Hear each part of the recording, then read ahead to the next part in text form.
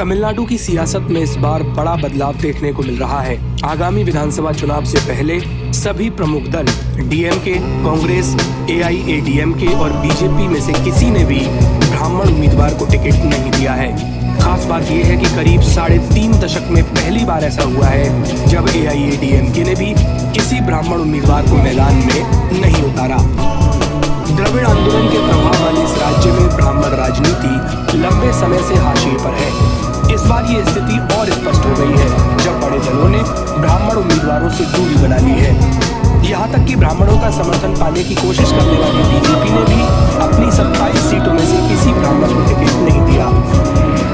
अगर तमिलनाडु के गठबंधनों की बात करें तो तमिलनाडु में 234 सीटों पर चुनाव होने हैं। डीएमके 164 पर और कांग्रेस 28 सीटों पर मैदान में है। दोनों दलों ने ब्राह्मण उम्मीदवार नहीं उतारे। लेफ्ट, वीसीके, मुस्लिम लीग ने भी इससे परहेज किया। एनडीए में एआईएडीएमके 178 सीटों पर चुनाव लड़ रही है, बीजेपी 27 पर और पीएमके 18 सीटों पर मैदान में है। एनडीए गठबंधन ने भी कोई ब्राह्मण प्रत्याशी चुनावी समर में नहीं उतारा। और सबसे दिलचस्प बात तो ये है कि तमिलनाडु की पूर्व मुख्यमंत्री जयललिता खुद ब्राह्मण समाज से थी। उनके निधन के बाद उनकी पार्टी एआईएडीएमके ने भी इस बार किसी ब्राह्मण को टिकट नहीं दिया। 2021 में पार्टी ने पूर्व डीजीपी आर नटराज को उम्मीदवार बनाया, लेकिन इस बार उन्हें भी प्रत्याशी नहीं बनाया गया। तमिलनाडु में टीवीके ने 2 ब्राह्मण प्रत्याशी उतारे हैं। एनटीके ने 6 ब्राह्मण प्रत्याशी मैदान में उतारे हैं। माइलापुर और श्रीरंगम सीटों पर फोकस किया गया है क्योंकि इन इलाकों में ब्राह्मण वोटर्स की संख्या ज्यादा है।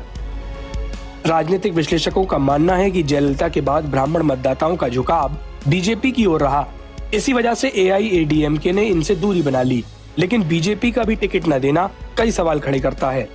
तमिलनाडु में ब्राह्मणों की आबादी 3% है। राज्य में राजनीति मुख्य रूप से बड़ी आबादी जैसे मुथुरायर, थेवर, बन्यार और गोंडर के इर्द गिर्द घूमती है। साथ ही 69% आरक्षण और ओबीसी दलित केंद्रित राजनीति के कारण ब्राह्मणों को मजबूत वोट बैंक नहीं माना जाता।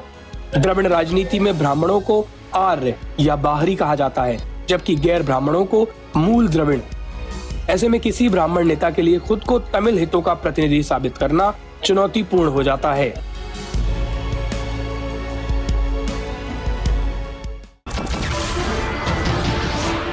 नमस्कार, मैं हूं मानक गुप्ता। अगर आपको हमारा ये वीडियो पसंद आया हो तो इसे लाइक और शेयर जरूर करें, और हां, हमें सब्सक्राइब और फॉलो करना ना भूलें ताकि आप देश और दुनिया की कोई खबर मिस ना करें। तो जुड़े रहिए हमारे साथ।